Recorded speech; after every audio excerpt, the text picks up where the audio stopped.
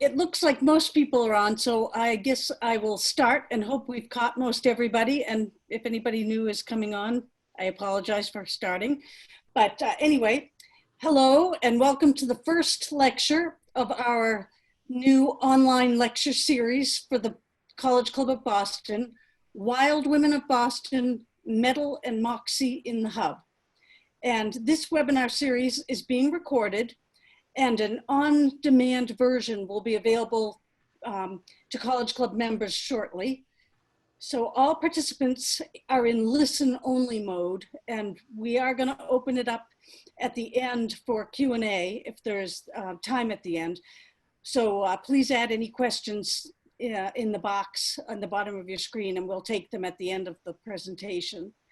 I'm Angie Foss, president of the College Club of Boston, and it's my pleasure to introduce you to Dina Vargo, and today's speaker and author of Wild Women of Boston, Metal and Moxie in the Hub. Dina has been a lover of history and tricorn hats since dressing up as Betsy Ross for our nation's bicentennial. After moving to the Boston area, she became a docent for Boston by Foot, where she developed a penchant for writing offbeat, hidden history walking tours. A native of Pittsburgh, Pennsylvania, she holds an MPA from the University of Pittsburgh and works in the affordable housing field. Currently, she resides here in Roslindale with her partner, Malini, and cats, Wicket and Rosie. And now let me turn it over to our speaker, Dina. Okay, thank you very, very much. Thank you so much for the opportunity to share the Wild Women of Boston with you. I thought I would just give you a little overview of sort of like the inspiration for the book, and then do like little tiny tidbit stories about some of the women in the book, and then take a sort of deeper dive, which I think your guys will really appreciate this story, and then a second deeper dive. So all told, should be about 45 minutes, unless I just get going, and then all bets are off. That's not true. I will try to keep it to 45 minutes. So like Angie said, I am a volunteer tour guide for Boston by Foot, and I've been a tour guide for I think 12 years. And it's been a great way to learn about the city and to make wonderful friends. And Boston by Foot, we're really just a bunch of like history geeks, really. I mean, who else would be volunteering their time to, you know, give tours all over Boston? But a really fun thing about Boston by Foot is that we have a committee called, it's like continuing education. And I consider it like professional development for our volunteer guides. We can write tours about pretty much anything we want to. And so we can take a deep dive into some of the historical, you know, eras or people or places that we want to dig into. And we can also get a little creative, and that's where sort of my sweet spot is in creating tours. I've created a tour called True Lies and False Facts, and it was a tour that we would generally give in April to kind of coincide with April Fool's Day. And it was a tour designed as a sort of competition and game for people too. So it was interactive in a way. We would tell you a story and you would need to guess if it's true or false. And so I needed to really dig up weird, wonderful stories, and it's actually kind of not hard to do. There's a lot that's happened in Boston. And it was through the process of having those, I think I've written 9 distinct tours of that nature now. And through that process, I pitched a book to the history press and said, listen, I've got all these weird, wacky stories. You would never even believe that they're true. And they just didn't get it, just didn't get the concept. But whenever I made the pitch, they said, but you seem to have a lot of stories about women. Have you considered writing a book about women? And I was like, oh my gosh, why didn't I think of that? That is amazing. Of course I should write about women, because there are so many remarkable women throughout Boston's history and so many wonderful stories to tell. They, however, had a little different idea than I did. They wanted me to write a book called Wicked Women of Boston. And I thought, well, that would be a missed opportunity there. So we sort of met in the middle in some ways and called the book Wild Women of Boston, Metal and Moxie in the Hub. And so I'll tell you sort of like the spirit I was hoping to capture in the book. And that spirit I feel is exemplified in this photograph. Um, the fact is I have no idea who these women are. And so actually that's part of the spirit of the book. So many women have done such amazing things throughout Boston's history, throughout world history, and do not get the recognition that they have deserved. And so, really, this this is probably not an inappropriate comment, but if this was a group of men, would we know who all their names were? Could we flip the picture around and have that listing and know where they worked or whatever they contributed to? Probably. Not so with this group of women. So we have no idea who they are, but we do know some things about them. So first, we know that they're temperance workers. So they were pro-prohibition, but that didn't mean that they were out to take away, your availability to have a drink, a nightcap, a cocktail before dinner. They were really more interested in protecting women and children. That was more of the impetus of the temperance movement, particularly when it started, because a lot of men would go out to work and, spend their paychecks at a tavern or a saloon, come home and abuse their wives, abuse their children, waste away their paychecks. So the temperance movement was really born out of a desire to really help vulnerable women and children. And in so doing, these women, another thing we could talk about is that they may have put their relationships at risk, that they were so far out there and so forthcoming in their beliefs, that they may have alienated their family members and their friends. And so we know that they're pretty brave women as well. And lastly, and I feel like this is, so forgotten in a way, they have a sense of humor. I mean, look at the picture. They are really mugging it up for the photographer, right? And even the saying, lips that touch liquor shall not touch ours, that's a little cheeky, right? So I feel like we need to appreciate that these are real women. They're, they all look like they have scowls on their face, but really they have a sense of humor. And again, standing up, being brave, standing up for what they believe in. So that was sort of the spirit that I was hoping to bring to the book. A little bit of spice. But like I said, the publisher wanted me to write a book about wicked women. So I did have to include some criminals and some ne'er-do-well. I'm just gonna kind of go over some of these women. This is a photograph of a woman named, known as Jolly Jane. And her name was Jane Toppin. She was born Nora Kelly. And she had just a terrible childhood. Her mother died whenever she was very young. Her father was mentally ill. He was a tailor. His last name was Kelly. He was known around town as Kelly the Crack. And that meant crackpot. He was a little bit, he was special in so many ways. He was known about town as having sewn his own eyelids shut.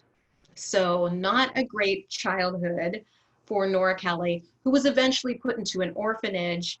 And when you went into an orphanage, this wasn't like little Orphan Annie here, you were actually indentured out. So she became an indentured servant to a well-to-do Protestant family up in Lowell, Massachusetts, where she was mentally abused there because she was Irish Catholic. However, she felt very attached to that family. She adopted her name, changed her name to Jane Toppin. And whenever it was time to go out and find work on her own, there are very few options for women at that time. And she became a nurse. And she was great at it. So they called her Jolly Jane, just because of her wonderful bedside manner. However, she also had an edge to her. if she really liked you, having you as a patient, she would actually mix your medicine to keep you sick for longer so she could spend more time with you. If she didn't like you, she would manipulate your medicine so that you would die, right? So she killed a number of people. When she was caught, she said she could name 33 of the people that she had killed over the years, but the number may have been in the hundreds. So that is Jolly Jane Toppin. And also the moral of that story is always be kind to your nurse. Cannot overstate that enough. This is Minna Crandon. And as you can tell by the photograph of her, taken in spiritual photography, she was a medium, a very well-known medium who worked in Beacon Hill. So she was known as the Blonde Witch of Beacon Hill in the 1920s through the 30s. And it took Harry Houdini coming to Boston to debunk her. They called her Marguerite. That was, I think, her sort of like spiritualist name. And there was a deep interest in spiritualism at the time and trying to make a scientific connection between this world and the world beyond. A very scientific effort. So there were men who worked for Scientific American who put money toward sort of a fund to find out if there were really true mediums. And so Harry Houdini sat on this committee, and of course the group needed to meet with Minna Crandon to see if she was the real deal. And everyone believed her except for Harry Houdini, who figured out what trick she was playing and did debunk her. So he was in town to do the work for us. He was very concerned about Marjorie and other mediums taking advantage of vulnerable people. So a good man, Harry Houdini. And I guess I was going to call it at that with our bad women, because I have so many other women to talk about. So this is, I was going to call her Elizabeth Warren. Oh my gosh, I'm forgetting her name. Otis Warren. Oh, yes, Otis Warren is her last name. For whatever reason, Elizabeth Otis Warren is her name. She was the brother of James Otis, the man who fought against the writs of assistance in the run-up to the Revolutionary War. She was a really smart woman. She had several brothers, and so her father actually allowed her to go to school with her brothers, which was outstanding at the time. There would be no way that she would be able to be educated during colonial times, but she did get an education, whip smart, an amazing writer, and so she wrote a 3-volume history of the American Revolution after it had happened. And it was more of like a social history of the war. You know, so many other books had been written sort of about the tactics of the battles, you know, very much a military history of the war. And so her version was, I suppose, never really taken seriously. But she actually got into a big fight with her very good friend, John and Abigail Adams, because of the way she depicted John Adams in the book. They had like a schism of way of thinking about federalism. He was more for it. She was against it, very much afraid of the United States turning into a monarchy. And so they parted ways, and he did not appreciate the way he was depicted in the book and wrote her letter after letter after letter. And she stood her ground and said, no, this is my view of history. This is the way I see things going down. And so they never spoke again. So, and actually her name is Mercy Otis Warren. I'm like, Elizabeth Warren. It's just in my head, so forgive me. Mercy Otis Warren. And this portrait is actually done by John Singleton Copley. It's in the MFA. So the next time you're in the MFA, you can go and pay homage to Mercy Otis Warren. Let me see, there we go. So this is Sarah Parker Remond. She was an African-American woman who grew up in Salem, Massachusetts. And her parents were sort of like in the middle class. They were hairdressers and caterers in Salem. And in Salem, there was just one school all children attended. And just as Sarah was in her preteens, the school district decided to segregate. They would have a secondary school, now would be considered a high school for older kids. There would be a black school and a white school. And her parents deeply objected that. And and they decided to move to Newport, Rhode Island for a while, where she was educated there. They eventually came back to Salem and helped to force the Salem public schools to become the first to desegregate in Massachusetts in 1843. Sarah went on to be an abolitionist speaker. And what is remarkable about Sarah is that she traveled not only the northern portion of the United States in the years prior to the Civil War, but she actually traveled all over Europe, particularly in England. And it was there, trying to raise money, trying to raise awareness to the abolition and the Northern cause.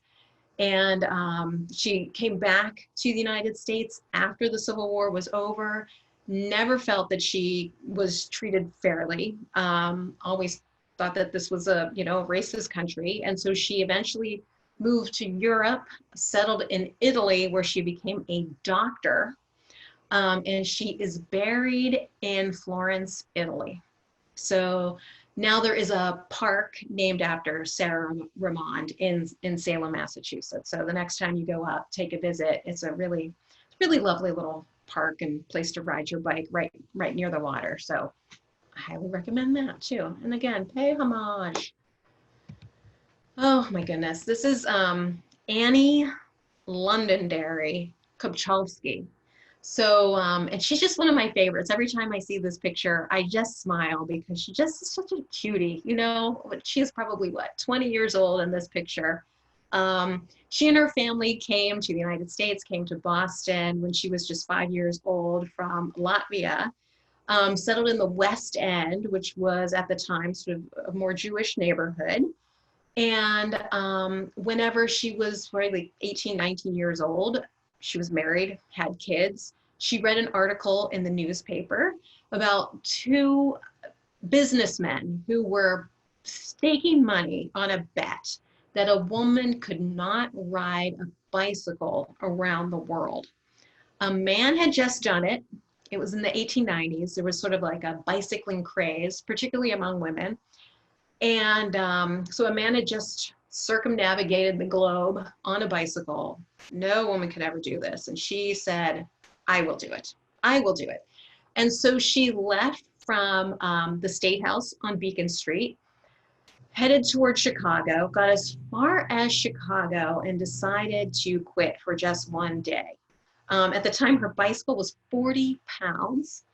If you can imagine just wearing woolen clothes through rain, through the heat, through terrible conditions, she just gave up for a day. And then she decided, no, I could not possibly give up. She decided to give it another try.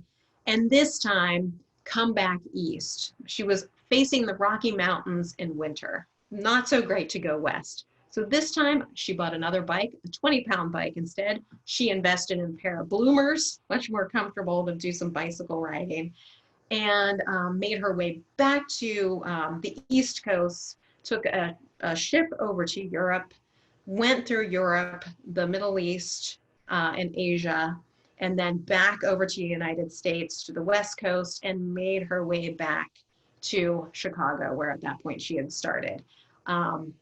She became famous for the ride. She wrote along the way, so sort of dispatches to keep in touch with people. Supposedly, she was supposed to raise money as she went. It was almost like The Amazing Race, that reality TV show where you start with $0 and you have to kind of manage your way. She sold advertising space on her bicycle and on her clothing. So just a very sort of primitive version of NASCAR. So That's why I called her Annie Londonderry Kopchalski, because she temporarily changed her last name to Londonderry to advertise Londonderry Lithia water from Londonderry, New Hampshire. So that is Annie Kopchalski, who then went on to become a writer in New York City, moved the family to New York City, became a writer. So, okay. So those are our little quick snippets there. Birds of a feather. I'd love to tell you the story about more of my favorites. It's hard to pick a favorite, but they're all my favorites. Harriet Hemenway and Minna Hall. So here we go. This is Harriet Hemingway. And this is her married name, Harriet Hemenway. She is a Lawrence. So you all know about the town of Lawrence and the Lawrence family, rich, wealthy mill owners from Lawrence, who by the time her father, I think, was the second generation of the Lawrences who made a boatload of cash up there. I don't know that he needed to be, this would be A.A. Lawrence. I'm not sure that he needed to be so much involved in the business up there, so he became a philanthropist. And she most surely learned that to put your money where your mouth is. He was very much into the abolitionist movement, in part funded John Brown and his activities. John Brown was the man who kind of tried to set up an insurrection by blowing up an armory right outside of Washington, D.C., Baltimore, Harper's Ferry. Also funded people to go and settle in Kansas, because Kansas at that time was on the brink of either becoming a free state or a slave state. So the more people that would move into Kansas that wanted to keep it a free state, the more likely it would be a free state. That was called the New England Emigrant Society. So literally paying money to go and resettle their lives in Kansas. And so Lawrence, Kansas, you've heard of, is named after her father. Her mother was in Appleton. So there is a Lawrence College in Appleton, Wisconsin, also named after her family. So very well-to-do, very active, civically responsible Boston Brahmins. And so that is like what she is like grown up in, what she has steeped herself in. She was also, just a maverick in her own way. So this portrait, which is by John Singer Sargent, has her holding a lily. And that was hugely controversial at the time. Why was that controversial? Because she was announcing to the world when this portrait was unveiled that she was pregnant. So a sort of personal item, but, kind of very outward of her to do that. She was also, so Booker T. Washington, the African-American educator, came to Boston, and the Boston Brahmin class was very interested to see him speak and hear his ideas, but no one was interested in opening their homes to him to have him stay over. No hotels would let him stay over as an African-American. She opened her doors to Booker T. Washington. So this is the type of person, that you're sort of dealing with here. Someone very forthright and powerful. So this is Harriet Hemingway. I imagine her friend or cousin, actually, Minna Hall, was the same way. I could never find a photograph of Minna Hall, which would just drive me crazy. But one winter, 1896, Harriet Hemingway sees something in the newspaper that just incenses her. And it was pictures of dead birds, dead egrets, dead herons, baby egrets left in the nest for dead because their mothers had been killed. This was something that just drove her bonkers. I just want to see what my next slide is here. Yes, okay. Wasn't sure where I was going with my talk. So why would all of these birds be left for dead in the Everglades in Florida? Because their feathers were being used for women's fashion, for hats. So just a gorgeous picture here, right? But who knows how many species of birds are in this hat. I mean, there's definitely an ostrich plume there. There's a little bit of everything in the Myra. There are not only feathers, but actual taxidermied birds, maybe a little bit of flora, definitely some fauna. Sometimes there could be like little mice put in women's hats. I mean, there was sort of a nature craze, which is great, all about conservation, but not when you have to kill the animals to put them on your head.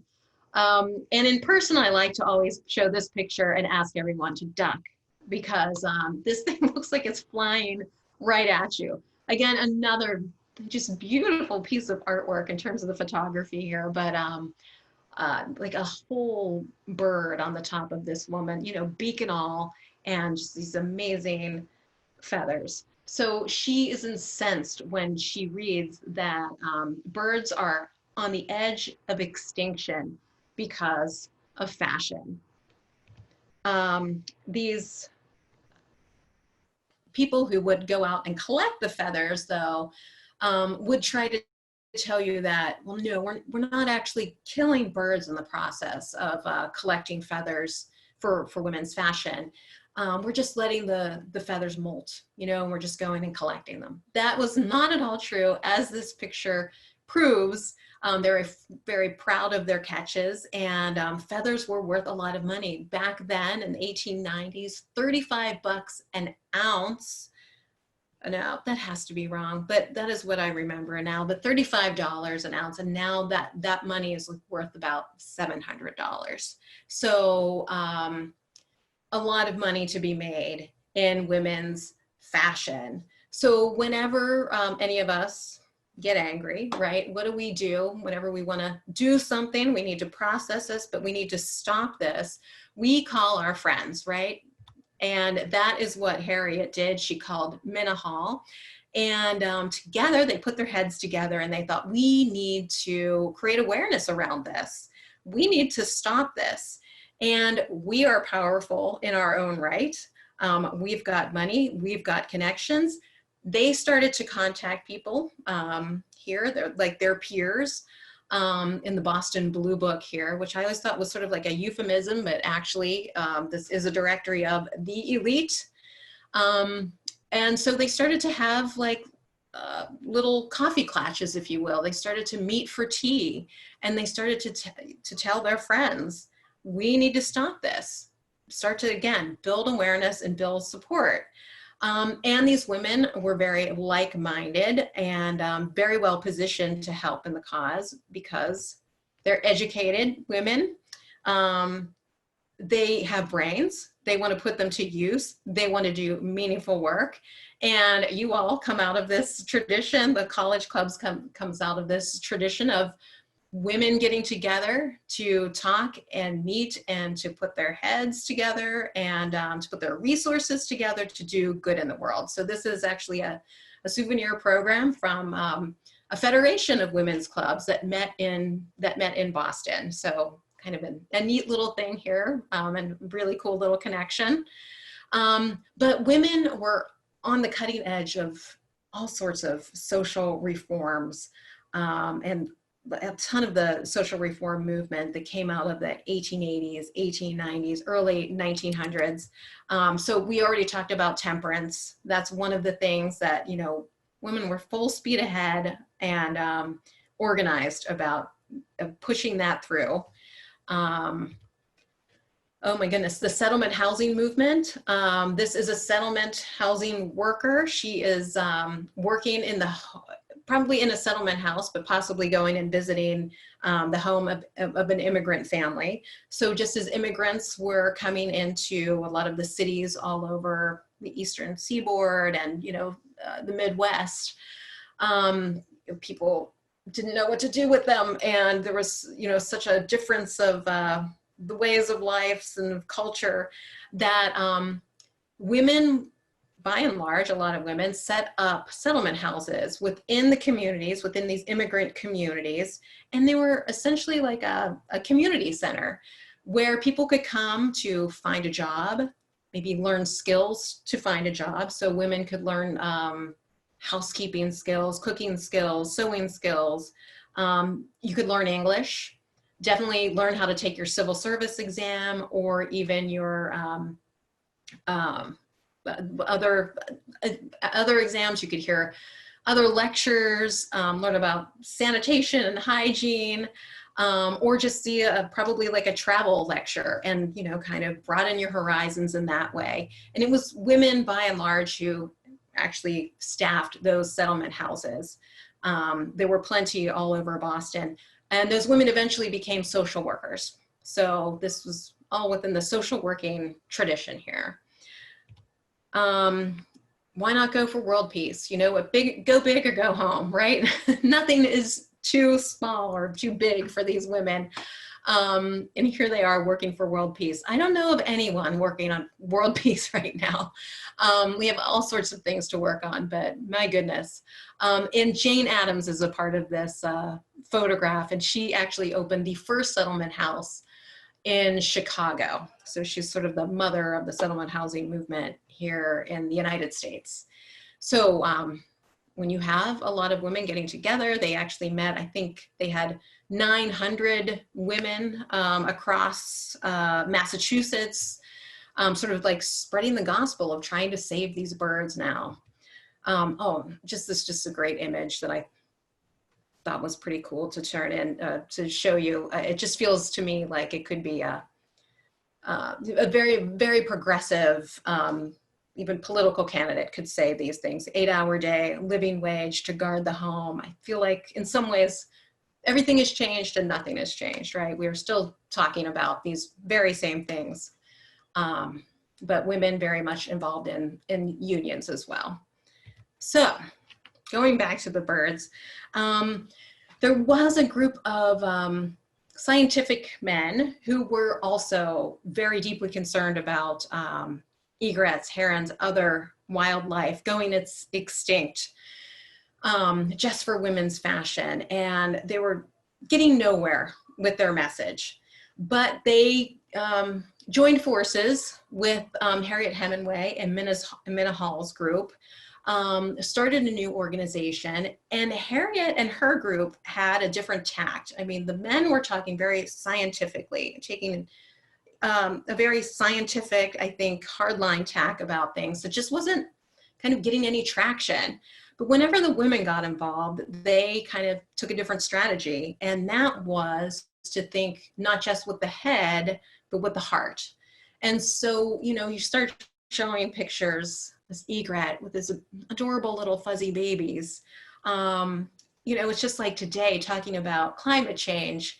You know, you could talk about data, but once you see the picture of the polar bear stranded on an ice floe by itself, like, that's when you open your wallet, right? And that's when you start to get traction. You make it a little bit more emotional, more about the heart. They started little chapters all over Massachusetts and actually grew then into different statewide chapters. There was a Massachusetts group that had, I think, 134 local chapters. New Jersey, New York, Pennsylvania all had its own chapters. They started to then spread across the United States. And it was women who were largely in charge of these local chapters. So there were leadership opportunities for women in these groups. And a lot of these women were teachers, which also worked then to spread the word amongst children, amongst school children, and teach children how to appreciate birds and nature and conservation. So that was yet another tack that they had that the men hadn't thought of before and probably would not have. And lastly, they were not above shame, using a little bit of shame. So this is Helen Taft in a motorcade with her husband, President Taft, at his inauguration. And she was actually the first woman to have been permitted to ride in the inaugural parade with her husband, the first lady to be able to do that. But take a look at what she has on her head. It is a hat with feathers. And so she absolutely got a letter from both Harriet Hemenway and Minna Hall. Please stop wearing feathers in your hat. And that was yet another tack that they took. If women of the upper classes would stop wearing feathers in their hat, then middle classes would and working classes would. And within a fairly short time frame, they put the, I don't know exactly what to call it, the feathering industry, they put it to its death, actually. And they actually came up with, Massachusetts had its statewide legislation to not allow the transfer sale of feathers within its state borders. And then that legislation was taken on a national basis. In 1914, that was passed. And then I think that there's international, I think England did the same exact thing. So it's all because of Harriet Hemenway and her cousin Minna Hall getting very angry and getting their ladies together to put a stop to this. So the organization, if you haven't figured it out yet, is the Audubon Society. So still around today, obviously, probably one of the most enduring conservation groups out there, and really got its start because of Harriet Hemenway and Minna Hall. Both of them were at the 50th year anniversary of the Audubon Society, and kept involved for many years. And both died, I think, whenever they were well into their 90s, and Harriet Hemenway did not die until she was 102 years old. And that was in the 1960s. Both of them passed away in the 1960s. And they both grew up in Brookline. So Harriet Hemenway's house is now used, I think, as like the president of BU. I think it's that house. And Minna just grew up right down the street, right in Brookline. And if you live in Brookline and you know of Hall's Pond, that was Minna Hall's family. It was the first piece of conservation land in Brookline, and it was designated as that in 1974. So just a tradition in that family as well. So next, she's got issues, I've got issues, I want to share my issues.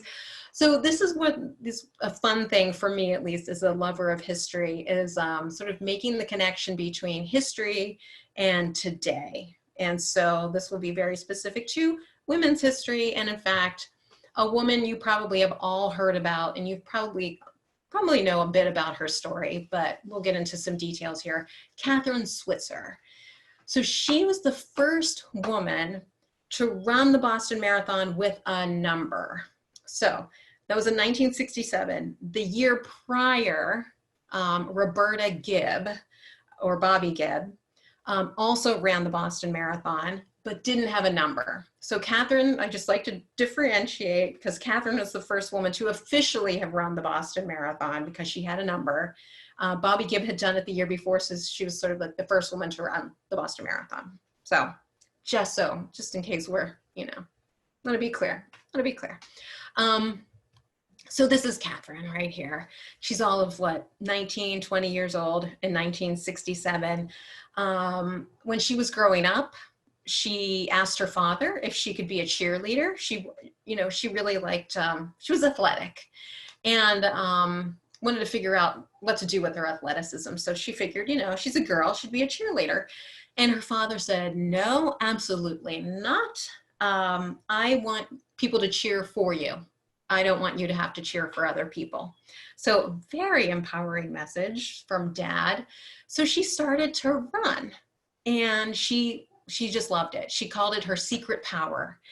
So she's like a teenager at the time, and her girlfriends did not understand, were actually kind of concerned for her, because they thought, oh, you'll get thunder thighs, you'll grow terrible hair on your legs. At some point someone would say, your uterus is going to fall out. Women should not be running, particularly long distances, So but Catherine loved it. Whenever she went away to college at Syracuse University, they did not have a women's track team, but she was able to negotiate to run with the men, or at least train with the men.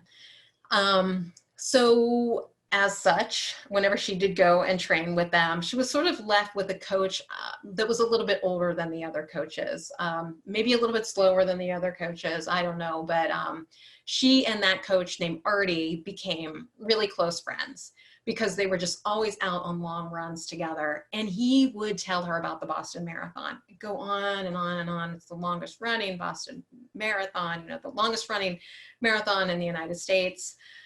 Such an honor to run the Boston Marathon, blah, blah, blah, go on and on and on about it. And it was, you know, a rainy, cold day in Syracuse. And she said, Artie, I don't want to talk about the Boston Marathon anymore. Why don't I just run it? And he said, well, no, you cannot, because you're a woman, you're not allowed to. And then he thought about it and thought, you know what, if any woman could do it, you could do it. So let me look in the rule book here and start to figure some things out. So we looked into the rule book for the Boston Marathon, and there was absolutely nothing in there that said that women couldn't run the marathon. And so she trained for it. She applied, she got her application in. At the time, you needed a doctor's recommendation, like a little checkup, a physical exam, which she had. Doctor signed off. I imagine there was no checkbox to say male, female, other, whatever, on the application. The only thing is she did not sign up as Catherine Switzer. She signed up as KV Switzer, because at the time, you know, you're a 19-year-old kid, she wanted to be cool. She wanted to be a journalist, and this is like the cool way, you know, to express herself here. And so KV Switzer was on her application. So they didn't know she was a woman. So the Boston Marathon comes along in April 1967. She's there with her peers, the Syracuse track team. It's a cold, kind of like spittily, you know, icy, rainy day. So they're all in their sweats. And, you know, anyone who saw Catherine, she's much smaller than all the rest of the guys, might give her a, you know, kind of a look. But Artie was there, had her back, and just said, this is Catherine, she's going to run the Boston Marathon, completely supportive, and as were her teammates. And so they're right here starting to run the Boston Marathon. But what happened was the media truck was in the back of the pack, which is where they were, and needed to get to the front of the pack to see the front runners. And so the media truck zeroes in on Catherine. What? There's a woman in the race? What's going on here? They alert the race directors, one of whom is Jock Semple, who finds out that there is a woman in his race, and he loses his mind, as you can see here. Starts to come after Catherine to take her number, actually tries to tear it off of her, and Artie is the guy right behind her in the white shorts, looks at her and says, run like hell. And so she kept running while she was effectively being assaulted, being tripped up. It's just amazing, all of these pictures here. So she keeps running. Again, 19-year-old, 20-year-old kid. If that was me, I would have been like, yes, sir, okay. I don't know that I would have been able to finish, but she kept running, and he kept running after her. Give me back my damn number, going after her. This is Tom right here, the man who would become her husband.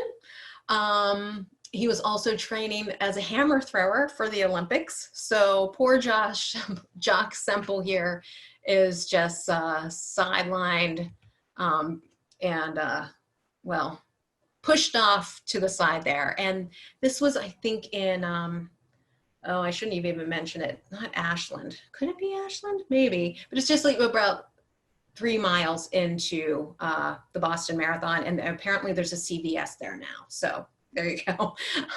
We should mark the spot, actually. But Catherine went on to finish the race. Again, I don't know how she had the presence of mind to do it. but she finished, and as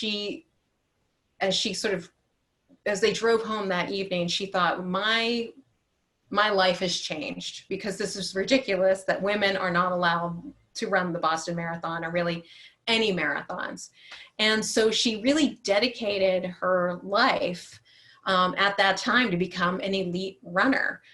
She was, a person. She graduated from college. She worked a job, but she trained in the morning before her job started, and in the evening after she was done working, to become an elite athlete. So she thought that the only way that women would be taken seriously as runners was to become elite runners. And my goodness, she must have shaved 45 minutes off of her time, went on to win one of the New York City marathons, and came back to Boston year after year to run the Boston Marathon rogue, because women were not allowed to run it until 1973. So she really dedicated her life to make running available for women, which she actually does a great job of explaining in her book, Marathon Woman. But now sort of figure running is sort of 50-50. I think you can look up the statistics of how many people sign up for 5Ks and 10Ks and half marathons and marathons. And I think it's pretty much 50-50 men and women. So you think, wow, she's done an amazing job. We sort of have equalized running for people. But as you'll see on this map, there's a reason it's here. North Dakota, Oklahoma, and Texas are the 3 states left that in middle school, girls do not run as long as boys on their track teams. Boys run 5K races and girls run either 4K or 3.2K races in these 3 states. And I have red lines through the other ones because there have been civil suits against those states, and now girls run just as long as boys. The same is can be said in college track and field, where men run an 8K race and women run a 5K. Women do not run an 8K. So I was just looking in Runner's World magazine and ran across an article. I didn't know this. I didn't run in college or anything. But a young woman was going to like the state championships where the men run an 8K, and asked, listen, can I run with the men? I don't want to compete against the men. I just want to see how I do. I want to compete against myself, in an officially timed course, and, an official course that is officially timed. Can I do that? And they said, no, absolutely not. Your race is a 5K. You are not allowed to participate with the boys, even if you're not competing against them. And so, once again, these young women, she sort of amused on this because she never really put it together that women ran different distances than men, and why on earth would that be? So she thought and said that she believes it has a profound psychological effect on women and girls and how we see ourselves in relation to men. It sends a very subtle message that no matter how hard women run, we're seen as second best. Because she actually asked her friends and her peers and her coaches and parents, I think she did like a Facebook survey, why do you think men run 8K and girls or women run 5K? And a lot of answers came back to say, well, women can't run that far. They're just not capable. Women are more injury prone, all sorts of just completely bogus reasons. Coaches said that they would never be able to field a competitive team because women are not competitive. Women run for social reasons. So if we made women run an 8K, they'd lose half the team, as if like all the girls are just filing their nails on the sidelines there. It's absolutely, it's just absolutely bogus. So women.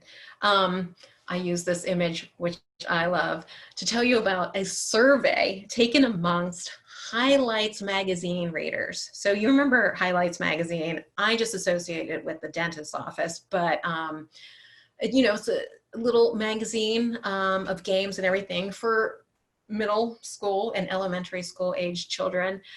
They took a survey of their readership, and they found that middle school aged girls had less leisure time than their boy counterparts, and more housework, and then were paid less for their housework, for their chores. So boys had more leisure time, did less housework, and got paid more for it. So again, that subtle message that Katie mentioned with regards to running is apparently an issue that is just sort of there, and we don't even think about it half the time.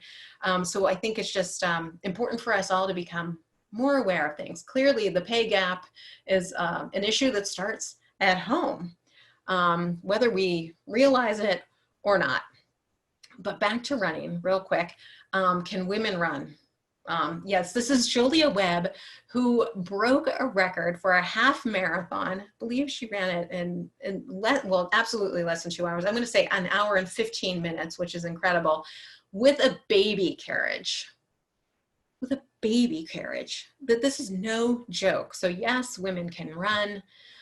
This woman broke the 12-hour treadmill record. I don't know why you'd want to. She definitely deserved that Guinness afterwards. But yes, women can run even 12 hours on a treadmill, which I think is even harder. Records are being broken all the time. This happened last year, that there was the women's mile was broken, and the marathon world record was broken last summer. For women. So things still happening. Yes, women can run. And it's not just the whippersnappers. This is Annie Garrett, who at 79 years old broke a record for the, broke a record for the half marathon time for someone in her age group. She was just on the brink of turning 80 years old. She was so 79 years old. And I believe ran the half marathon in 2 hours and 15 minutes, which is amazing. Also style points for her compression socks. Just have to point those out. And this is Harriet Thompson. Harriet Thompson was a record breaker for running a half marathon, the oldest woman to have run and completed a half marathon. She was well into her 90s when she did it. She recently passed away, but and she ran even marathons, and then switched to half marathons in San Diego, I think year after year after year. So Harriet Thompson there. So just amazing. So absolutely women can run. This powerlifting 73-year-old ultra runner wants you to hit the gym. I just saw that on a Runner's World email come through. I want to be her when I grow up. So look at her arms. It's just amazing. And she's 73 years old and she's an ultra runner. So women can run. And this woman, this is Becca Pitsey. She ran 7 marathons on 7 continents in 7 days. So she's a local Belmont girl. So yes, women can run. And Catherine Switzer actually came back to Boston. She actually comes back to Boston every year to do commentating on the Boston Marathon. But she came back in 2017, the 50th anniversary of her Boston Marathon run, and ran it again. So 70 years old and breaking barriers on the streets of Boston. She did it again just 3 years ago. What an amazing run.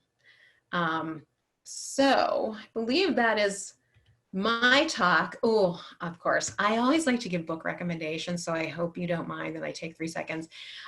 What Makes Olga Run is it's just such a great book. I think it'd be great pandemic reading too.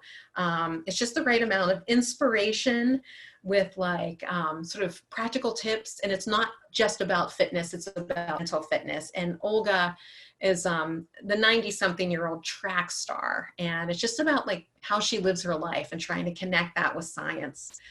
Broad influence, is a book about how women are changing the way America works. I just love this book. It's women in business, women on boards, just fascinating, I thought, and women in Congress as well. And then No Stopping Us Now, which I actually haven't read yet, by Gail Collins, but she's one of my favorite authors. She is a columnist for the New York Times, a lot of humor to her to her writing. And this is a history of older women in America, which I feel like, you know, we get so caught up in all the young people doing stuff on Instagram or whatever. I think we need to give credit to older women who are also breaking barriers and setting records themselves. This is more about running. If you're interested in the history of running, a very interesting podcast out here. One with Bobby Gibb, also with Catherine Switzer. So if you're interested in that sort of thing, I put it here for you.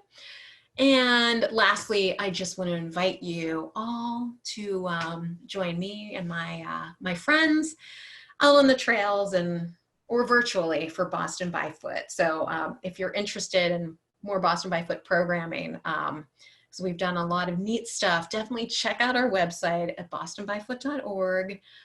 We have a bunch of cool programs coming up, including True Lives and False Facts, which we do a virtual version of.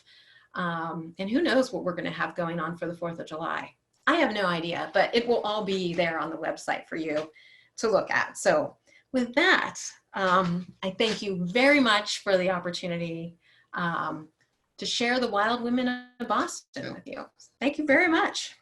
Oh, thank you, Dina. Now, do you mind if people ask you a few questions? No, I hope I can answer them. That's, I don't mind. If anybody wants to unmute themselves, they can ask Dina or tell her something about the book. Or Sure. Dina, this is Carol Gunst. When is Boston by Foot opening again? I would think it would be perfect for social distancing. Yeah. What's going on now? I don't know 100%. I know we had to shut down for June. I think they're very hopeful for July. I don't think the 4th of July is on the table, which is a bummer, but they've surveyed, you know, all of us tour guides, and I know that there will be social distancing measures in place. We'll have small groups. You'll be asked to wear a mask. The guide will be wearing a mask. And we used to just welcome walk-ups, but now we'll have to have reservations, you know, because we'll want to keep groups small and know who they are. So I'm not 100% sure. I have a call with them later this week. And so I'm sure they'll make an announcement, but you can get on their email too, and you'll find out. We're going to cater to locals this year because we probably won't have a lot of tourists come in. Mm-hmm. So it's probably a great year to get connected with Boston by Foot, because we'll be doing all sorts of cool neighborhood tours and a lot of stuff about women this year too, as it is, you know, suffrage. Yeah. Yeah. Great.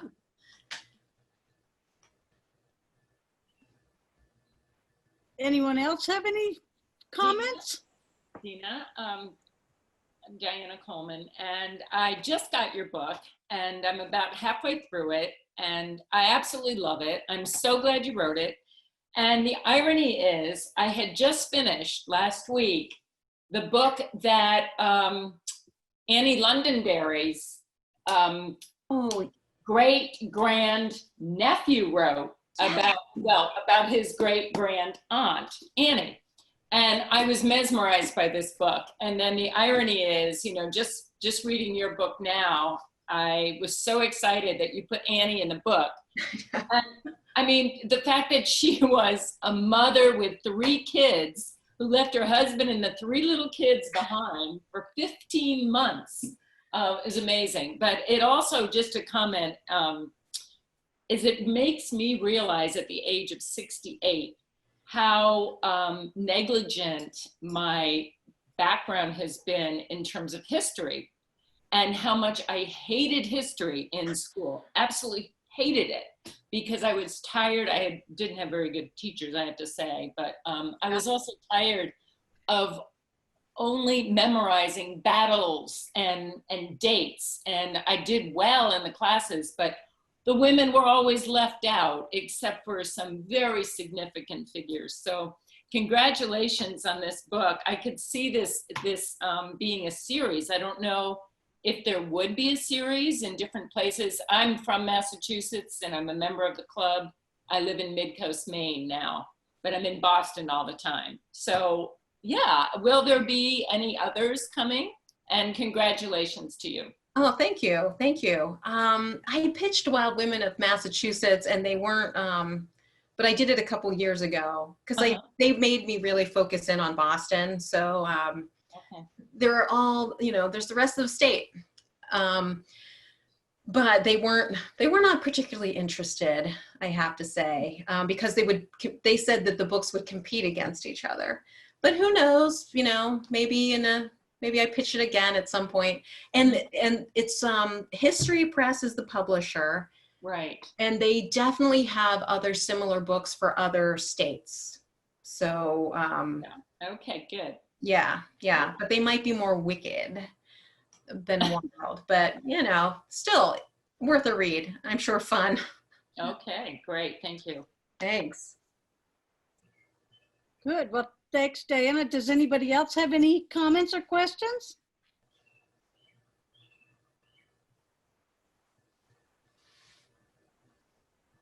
Since when are the College Club women so quiet? Carol, do you know what's making them so quiet? They're never quiet. I don't know. I'm stuck on mute. I don't know. Dina, what is your contact information if we were interested in having you speak somewhere else? Oh yeah, it's right.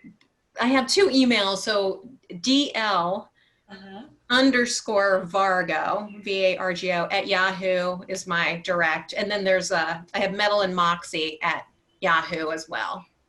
Huh. Either one will work. And that's metal and the ampersand? Oh no, it's and. I had to spell it out. Okay. Yeah. You've got your own website, right? I do, but I haven't looked at it in a really long time. I am negligent on my my website, but it is out there. Yes, dinavargo.com. Thank you. And you live right in Roslindale. I do. neighborhood. I do. I'm Yeah. looking at it right now.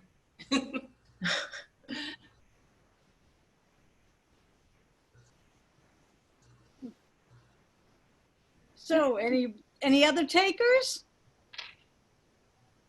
Well, this is very exciting. Carol wanted to do Carol Gunst wanted to do a lecture series for the club while we're all isolating or close to isolating. So this is the first one, and we're glad that Dina could be the first person, and we'll have another one hopefully next month. And we're also going to do some member talks as well. So maybe one half of the month it'll be somebody who's written a book, and the other half will be members who might have written a book. Diana, I saw you had written a book. So we'll be reaching out to members too to do talks that are maybe not all focused on a book. But I don't know if Carol has anything more to add about her hopes for these series. Not yet, but we're taking ideas. We've got some emails into some other people, but nothing to announce today. But if you have ideas, please let us know. Well, Carol and Angie, I'll just say that I was particularly interested in this book because I have written a book about women taking risks after age 50, the whole gamut of risks. So, and I've been giving a lot of talks around the country, which are now suspended, but I hope to be doing some podcasts as well. So it's an interesting topic, and what I really enjoy is engaging people, women especially, in what they consider to be a risk.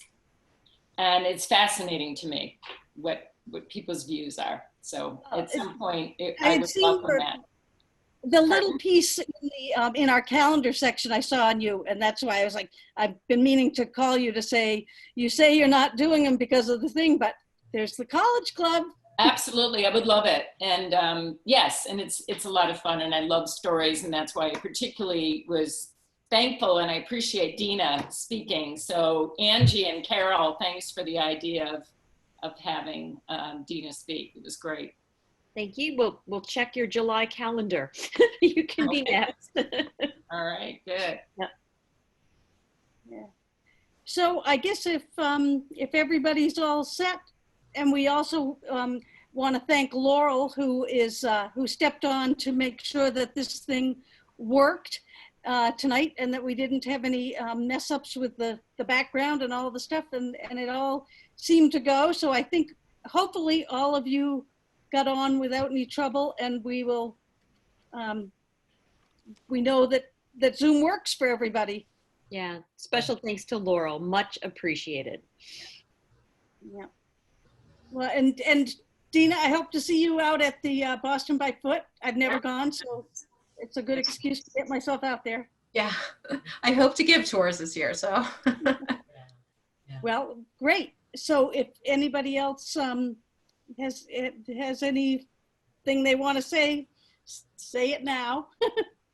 So Dina, isn't there a Boston by Foot offering the women of Back Bay? Oh, You know what, there's, goodness, I should know this, but there's a ton of tours that they're doing that are women focused. I don't know if there's Back Bay, but there's Fierce and Feminine. There's one that's about like women working together. There's another one about the suffrage. I mean, like there must be four. Oh, and there's Remarkable Women of Jamaica Plain for sure is happening. But I don't know about the Back Bay. That might be a different one. I'm not sure, but Harriet will be on that one, so that would be fun. But but Jamaica Plain, absolutely. I do know that one is happening.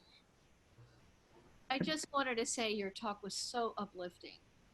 And hearing about these women, I mean, my goodness, a 7-year-old, you know, in Switzerland. I mean, I want to go out there and run. I mean, wow, come on, gals, we can do it. You know, whatever it is. And I think it's just so inspiring. And thank you so much. You made my day. Hey. Yeah. And of course, seeing College Club members, and of course our wonderful new president, and of course Carol Gunst, who is so energetic about making all of this a success. We're just so grateful to have you, and thank you so much for doing this tonight. Yeah, and I think that Greta was she the one that had first seen this, Carol? Yeah, this was Greta's idea. Actually, So, yeah, I'm here. Yeah. I'm here. It was circulated around my neighborhood. I live on Hemenway Drive Oh, on the Hemenway estate. oh my gosh. And let me see if I can. That's me.